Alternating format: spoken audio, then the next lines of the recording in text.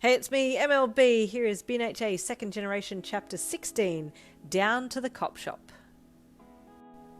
The trials of love, Anthony replied. Honesty is the best policy, Kana. Just tell him how you feel. Hiyoko is a very understanding and loving man. I'm sure he'll respond kindly. I know Hiyoko is kind. That is one of the reasons why I'm in love with him. But what do I say to him? Do I just say, I love you? Kana texted, sending a sad face emoji on the end. No, you sweet thing. Talk from your heart, Anthony sent back. Tell him why you love him. Tell him how you fell in love with him. Give him all the reasons that you two should be together. That makes me very afraid, Kana sent back. Saying all of that is like opening my heart with no, how do you say it, second plan? No cover? I know it's scary. But that's the point, Anthony replied. You have one chance, make it worth it.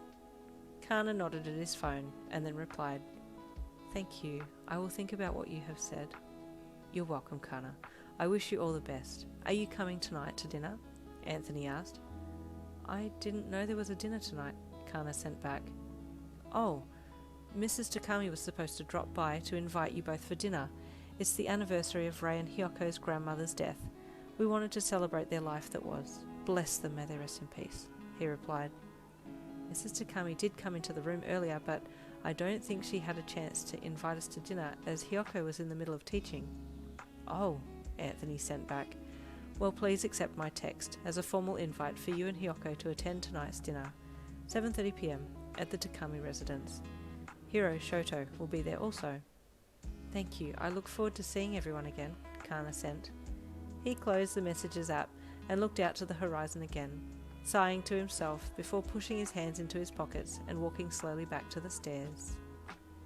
Good afternoon, Condor, the superintendent greeted as Hiyoko and the three students entered the police station. Good afternoon, sir. Me and my students are here regarding the jewel theft. I hear the staff member is being held for questioning, Condor asked professionally. Jinsei fangirled silently behind him as her hero crush spoke calmly to the police officer. Yes, right this way. Are your students interrogating as well? The officer asked, glancing behind the winged hero to the three hopefuls. They can watch from the viewing room, Condor said as the man then turned and talked to his interns. I'd like for you all to observe how I investigate the suspect, then we can discuss the interrogation techniques after, Condor said with a smile. Yes, of course. It'll be my pleasure to watch you. I won't take my eyes off you, even for 1 second, Jinsei blurted out. Soshi and Chi looked across at her with raised eyebrows, and she looked back at them. What? She asked innocently, unaware of just how creepy her comment had sounded. Good, Condor replied. Let's go. The group followed the superintendent down the hall to where the suspect was being held in the investigation room, and then they all filed into the viewing room next door that had a double-glazed window that overlooked the investigation room. One of these windows that would allow you to watch what was happening on the inside of the room, but that the people on the inside would just see a mirror in return. First thing you do, Condor mentioned as everyone looked through the window at the suspect inside, a young male, is to observe their behaviour when they think they're alone. Do they look uptight, relaxed, indifferent? This can help to determine if they're innocent or not. Soshi observed the male silently, noting that he had a very worried look on his face as he stared down at the table. He looks concerned, he commented. Looks guilty to me, Chi stated with a smirk. He's pretending he got brainwashed. Yeah, but if he got brainwashed, he wouldn't have remembered the events, Jinsei said to Chi. Yeah, that's why he's pretending, but we know he's pretending, so therefore he's guilty, Chi replied knowingly. I feel sorry for him, Jinsei said softly. I'd hate to be in his position right now.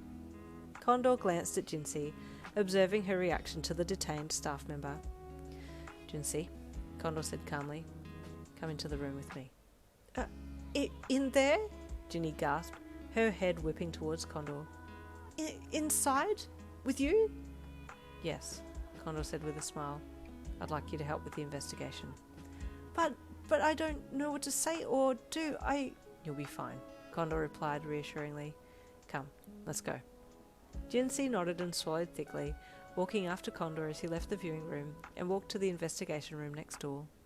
Condor opened the door and entered, watching the young guy in the chair at the table as he walked towards him with Jinsei behind him. The guy looked up and across as Kondo entered, and his eyes widened with awe as the well-known hero made his way across the room to the opposite end. Kondo made no greeting, and Jinsei stayed behind his wings, out of sight, until they had walked to the other side of the room. Then she popped out from behind the large winged hero. The staff member was surprised to see a girl behind the hero, and he looked rapidly from Kondo to Jinsei to try and work out what was going on. "So, you're in a bit of trouble?" Kondo asked calmly, but with an authoritative voice, and Jinsei nearly passed out at how hot he sounded. "Oh my god, Kondo, please arrest me. That was so hot." Yeah," the male staff member replied with a dejected sigh. "You think I did it purposefully, don't you?" he said to Kondo. "I don't think you did it," Jinsei cut in. The guy looked at her, and his facial expression changed to a more hopeful look. "You don't?" he asked as he gave her a grateful look. "But I think you did," Kondo stated, and Ginny looked at him with surprise. I got the feeling that Kondo thought that there was something else going on as well. How come he's being mean all of a sudden? Oh, wait, is this good cop and bad cop routine? She thought as she looked back at the guy. The staff member's hopeful look faded, and Jinsei felt so bad for him.